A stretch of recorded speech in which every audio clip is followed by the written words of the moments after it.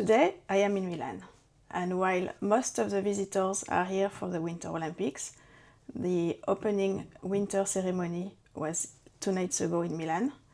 I did what I usually do on my layovers. I went yarn shopping and walked through the city at my own rhythm.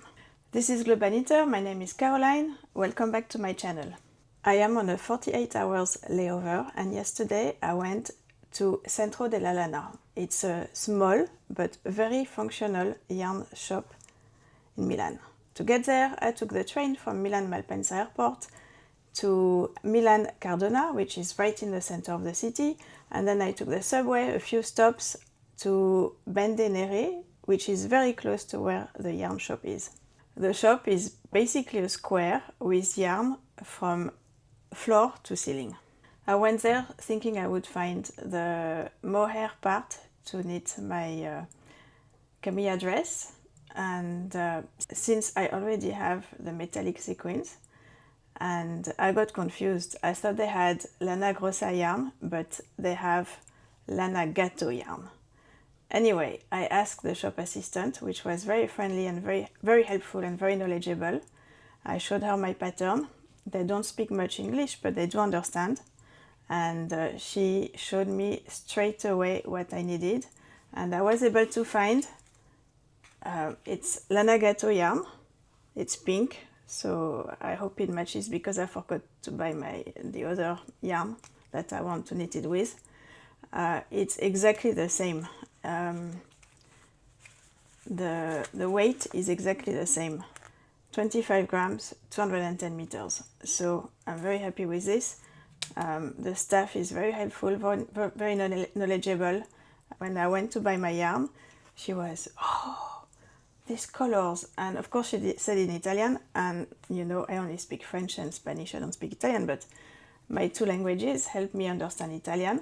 And I was, yes, I'm very happy and very friendly. I asked her if I could take pictures and videos for my YouTube channel. She didn't quite understand. She said, do you want me to take a picture of you in the shop? I said, no, I want to take pictures and videos. She said, yes, go ahead. The store itself is always busy. It's local people. They come, they know exactly what yarn they want. They ask the shop assistant, they get it, they pay. It come and go. There's not very much browsing going on. It's a very small store. There's an island in the middle, so you have to go around. And then when I got out, I realized that next door they have a craft room where they have lessons, and there was a group of ladies. I didn't get in because I don't speak Italian, but there was a group of ladies there. They were knitting or crafting. I don't know what they were doing, but it's a truly local store. It's not what we're used to in the US, where, you know, we can browse and there's a big table or a lounge or an armchair. No, it's very functional. You go, you get what you need, you leave. So they have Lana Gatto, they have Mondial, which is an Italian brand, they have Katia yarns, and they have many other brands that I didn't know, but it's all very colorful, very all sorts of yarns, acrylic, wool, mohair. They have the t-shirt things to make baskets in crochet, all sorts of things. And the ladies are super helpful, super knowledgeable. So if you're in Milan and for some reason you find that you ran out of yarn or you need something to make a project, I highly recommend you go there.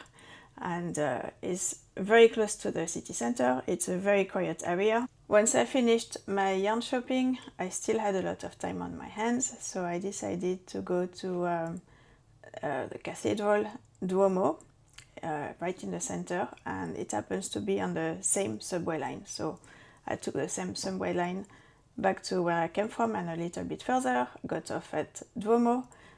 It was packed with people because of the Olympics, and they had a big tent with shops with the official merchandise.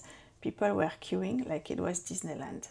I do not understand this, but you know, to each their own. So I walked back towards the train station, and on the way there there's like a shopping street, and I know there's my favorite shoe store there. I bought a couple of pair of shoes, it was on sale, so it was a good deal. Had some lunch, and then I went back to the hotel. And yes, apart from the shoes and the yarn for my dress, that's the only thing I bought. And because I arrived early at the hotel, I continued knitting my skiolator sweater for my husband, and I've reached the second sleeve. Let me show you.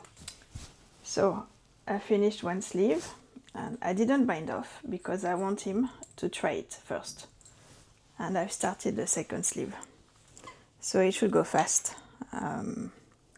I won't knit today in the flight because I'm P1, which means that I am doing the takeoff and landing, and then I'm going to use all my rest to sleep so I can be fully awake for the landing, and I think that's what the passengers want as well.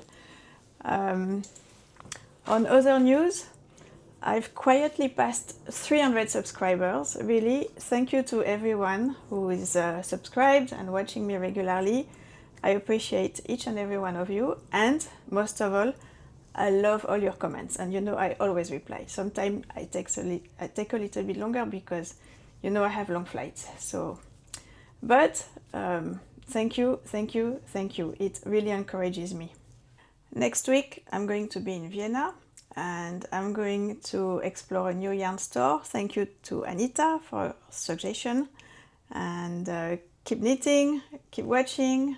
Thank you for your support, and I will see you next week in Vienna. Mwah! Bisous, bisous.